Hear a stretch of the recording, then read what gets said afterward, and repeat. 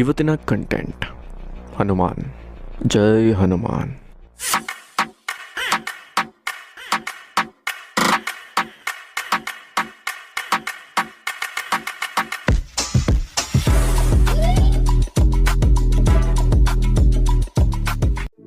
ರಿಷಬ್ ಶೆಟ್ಟಿ ಅವರು ಕಾಂತಾರ ಆದಮೇಲೆ ಕೆಲವೊಂದು ಪ್ರಾಜೆಕ್ಟ್ಗಳನ್ನ ಮಾಡಬೇಕಿತ್ತು. For example bell bottom 2.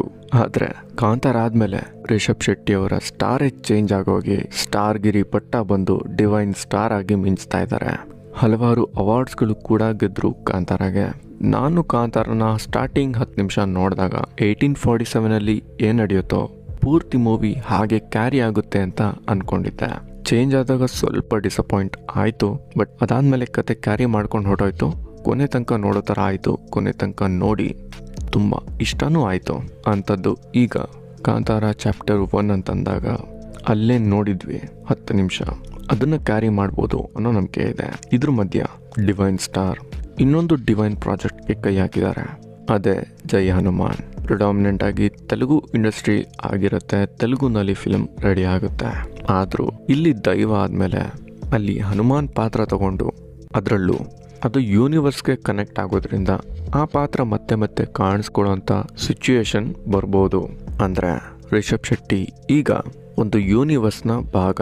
ಇದರ ಡೈರೆಕ್ಟರ್ ಪ್ರಶಾಂತ್ ವರ್ಮಾ ಅವರು ತುಂಬ ಕಾನ್ಫಿಡೆಂಟ್ ಆಗಿ ಇದ್ದಾರೆ ಅನಿಸುತ್ತೆ. ಇವರು ಕ್ರಿಯೇಟ್ ಮಾಡ್ತಿರುವಂಥ ಯೂನಿವರ್ಸ್ ಬಗ್ಗೆ ಪ್ರಾಪರ್ ಪ್ಲಾನಿಂಗ್ ಇಂದ ಹಲವಾರು ಸಿನಿಮಾಗಳನ್ನ ಒಂದು ಯೂನಿವರ್ಸ್ ಅಂಡರ್ ಆಲ್ರೆಡಿ ರೆಡಿ ಮಾಡ್ಕೊಂಡಿದ್ದಾರೆ. ಇವರ ಹನು ಮ್ಯಾನ್ ನೋಡಿ ತುಂಬಾ ಇಷ್ಟ ಆಗಿತ್ತು. ಇನ್ನ ಅದೇ ಯೂನಿವರ್ಸ್ ಅನ್ನೋ ರೂಫ್ ಅಂಡರ್ ಬರ್ತಿರೋ ಜೈ ಹನುಮಾನ್ 2025ಕ್ಕೆ ಬರುತ್ತೆ ಥಿಯೇಟರ್ಗೆ. ಇನ್ನ ಅದೇ ಟೈಮ್ಗೆ ಕಾಂತಾರ ಚಾಪ್ಟರ್ 1 ಕೂಡ ಬರುತ್ತಾ, ಅದಕ್ಕಿಂತ ಮುಂಚೆನೆ ಬರುತ್ತಾ ಕಾದ್ ನೋಡ್ಬೇಕು. ಇನ್ನ ಈ ಮೂವಿ ಆದ್ಮೇಲೆ ಹಲವಾರು ಅವಕಾಶಗಳು ಬರ್ಬೋದು ಬೇರೆ ಬೇರೆ ಭಾಷೆಯ ಇಂಡಸ್ಟ್ರಿಯಿಂದ. ಅದು ಒಂಥರ ಖುಷಿ ಪಡೋ ವಿಷಯನೇ. ಆದ್ರೆ ಕನ್ನಡ ಸಿನಿಮಾಗಳನ್ನ ಮರಿದೆ ಹೋದ್ರೆ ಡಬಲ್ ಖುಷಿ, ತ್ರಿಬಲ್ ಖುಷಿ ಆಗುತ್ತೆ ನಮ್ಮ ಕನ್ನಡದವ್ರಿಗೆ. ರಿಷಬ್ ಶೆಟ್ಟಿ ಅವರು ಅಲ್ಲಿ ಸಿನಿಮಾ ಮಾಡ್ತಾ ಇಲ್ಲಿ ಕನ್ನಡ ಸಿನಿಮಾಗಳನ್ನ ಪ್ರೊಡ್ಯೂಸ್ ಮಾಡೋದು ಅಷ್ಟೇ ಅಲ್ಲದೆ ಅವರು ಕನ್ನಡ ಸಿನಿಮಾಗಳನ್ನ ಕೂಡ ಮಾಡಿದ್ರೆ ಖುಷಿ ಆಗುತ್ತೆ.